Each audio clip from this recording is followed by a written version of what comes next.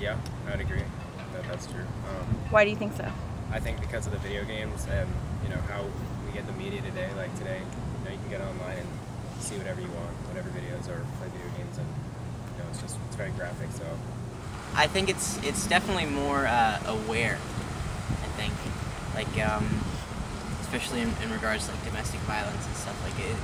We care more about like knowing about stuff, but I don't know if we're necessarily less violent. I don't think so. I think it's just maybe media makes us perceive that. I think it's always been existing. I think it's not really a generational thing. It's more of a how you were raised and circumstances that you personally encountered. I'd say in terms of like news and media, it's probably more accepting. In terms of actual violence, I feel we've kind of fought to put more of a fight against it. yes, I am. Why? Well, because this is the first election I can vote, and I do follow the election and the campaign, and I have an interest in politics. Yes, Why? because I'm excited to be a part of something so much bigger than myself and vote, because I mean so many people my age don't, so it's a big deal. I can't vote. I'm not a citizen, but if I could, I would. Yes. Why? I don't know. I've always been a firm believer in that it's my right and it's my duty. I mean, if I ignore it, then I really don't have the authority to complain. Yes. Why? It's part of your responsibility to be an American. I am, yes. Why? Because I honestly feel that my vote will make a difference, and I'm hoping that some of the issues that I care about are going to be changed because of my votes. I'm planning on it. Why? I just feel it's my civic responsibility.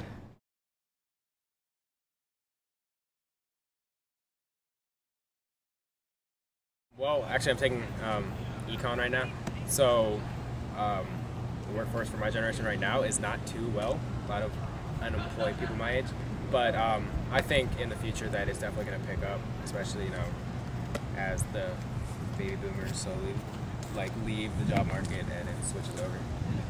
I think it's a lot harder to get a job now, just because of the way things are. I think a lot of people spend a lot of time in school, and then they start out in debt, so it's definitely a lot more difficult, I think, this generation. Well, yeah, definitely. Now we're in a transition period, and we don't really know whether we're gonna go up or go down, and it's gonna definitely become more accepting for people to go home after college, because that's what people are gonna have to end up doing. And I mean, I'm going into the education field. I'm gonna be an English teacher, hopefully, and like that, I have to say hopefully. That's you don't know what's gonna happen. That's kind of the mindset now. Personally, I'm really concerned. I know my brother, he graduated a year ago in college. He still doesn't have a job. So it doesn't look really promising, and I know they always use the excuse, oh, you don't have any experience, and then it's true, because I know I've been starting to look for jobs, and a lot of them say, oh, you need at least 5 years experience with your bachelor's, and I'm like, how am I going to get that 5 years? So it's scary.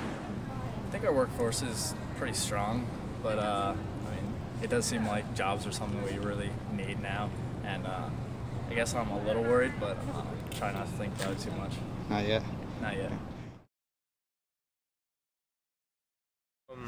I hardly go to church. I do believe in God or a higher entity, but I go to a Baptist church, so I go to Baptist. Do your peers consider themselves religious? No. No? I don't think so. Christian? You're Hindu?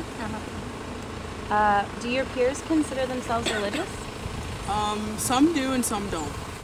I think most of my friends have they don't want to get warped into that kind of thing where they have to act a certain way if they're a certain religion. So a lot of people just don't bother. I'd say I'm a Christian, but I'm not very devout. I don't go to church or anything. Do your peers consider themselves religious? Actually, most of my friends don't.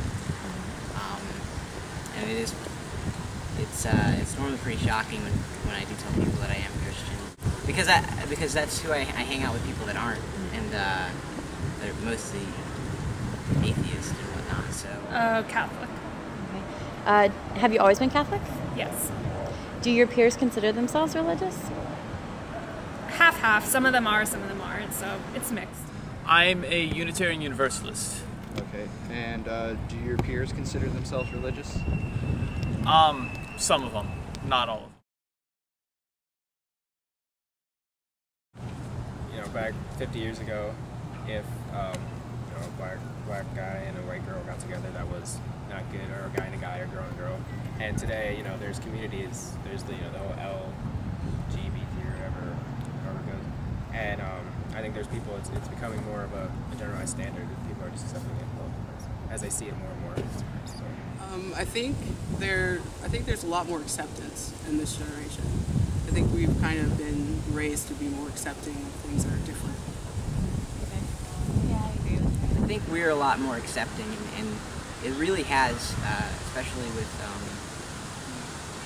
gays. I mean, and I'm pro-gay, but it's happened. You know, it's been pretty expedited. It's been pretty quick with this. I mean, it's always been around, and it's always been a problem. Not a problem, but like their rights have always been restricted. But the awareness of these rights has definitely risen very quickly, I think, in the past few years, and whereas we're not there yet, hopefully we will be there soon. I think overall, like the acceptance has really improved for like gay and racial couples. It's not quite at a level that I think we can really be proud of ourselves for being accepting yet, but we're getting there. We've come a long way, and I think we are more accepting. There's still always the few and the strong against it, and in movements and stuff, but I feel we've come a long way in being more accepting and just having a more open attitude towards these sort of things.